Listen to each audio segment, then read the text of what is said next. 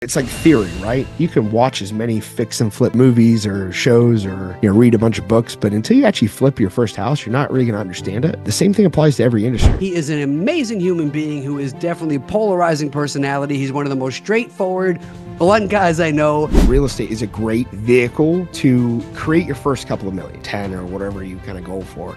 But beyond that, I wanted to challenge. I call him Mr. No BS, and he really just is an amazing mix of somebody who really works very hard and plays very hard. In real estate, yeah, you can screw up and buy the wrong house and stuff, but you can make a mistake in oil and cost yourself $10 million. It's a big boy business. I'm a small fish in a massive ocean. He went on to be very successful in real estate, going from everything from starting a cold calling company, a real estate firm, buying at the auctions, doing flips, doing wholesales, and doing all kinds of amazing stuff. Well, welcome back to the A-Game Podcast, Mr. Addicts Ottawa. If you're not willing to adapt, you will die. It's just the truth of how business works.